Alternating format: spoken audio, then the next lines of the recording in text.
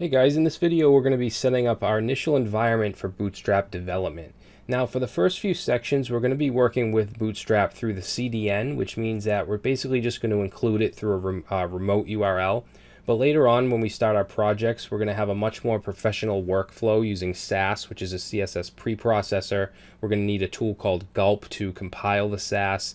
So to do that we need to install something called Node.js, which comes with NPM or Node Package Manager, and that's used to install these things, including Bootstrap later on.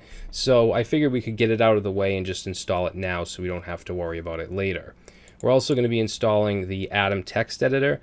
Now you can use whatever editor you want, Visual Studio Code, Sublime Text, Notepad, whatever you want. I will be using Atom throughout this course. It's a really nice editor. I'm also going to be using a couple plugins, and if you really want to follow along and do exactly what I'm doing, I would suggest using it, but otherwise it's fine to use whatever you'd like. And then I'm also going to be using Git Bash, which is a better command line for Windows.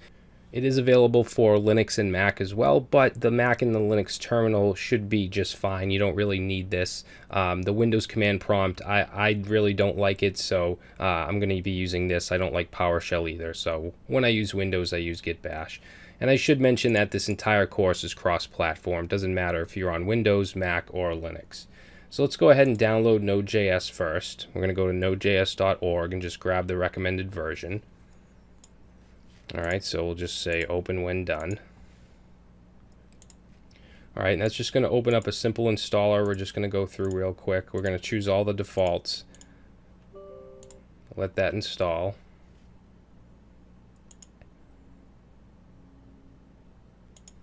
And that's it. So Node is now installed. Let's click finish. Now we're going to go to the atom.io site and I'm going to click the download button. Okay, we'll say open when done.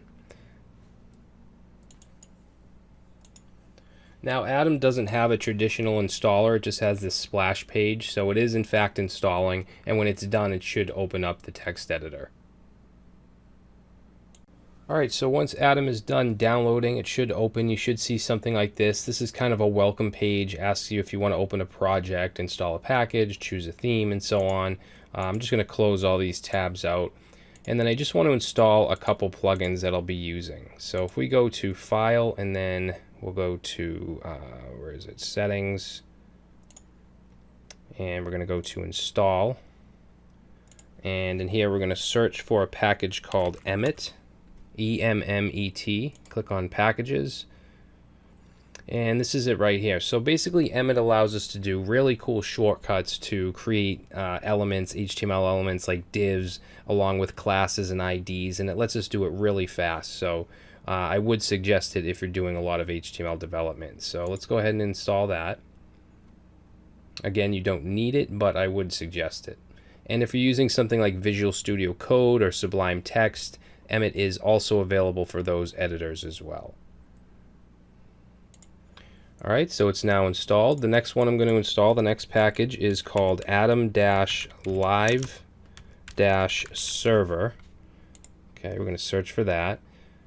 And it's going to be this one here by the author of Jazz Chen. So we're going to install that. And what this does is it allows us to open up our HTML files on our server, on a dev server, on our local host. And it also has live reload, so I don't have to keep reloading the browser every time I save, which is going to be really helpful for you guys and much easier to watch, so I don't have to keep reloading. Alright, so that's another plugin I would definitely suggest for Atom.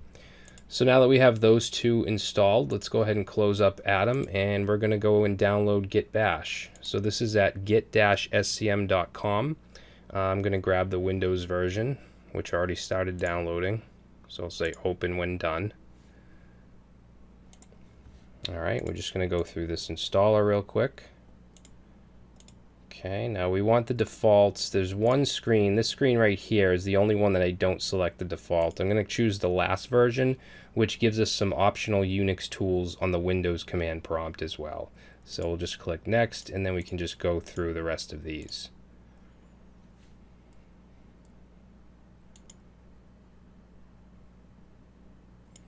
Alright, so Git Bash is now installed. I'm going to uncheck View Release Notes, and then I'll click the Launch Git Bash and click Finish.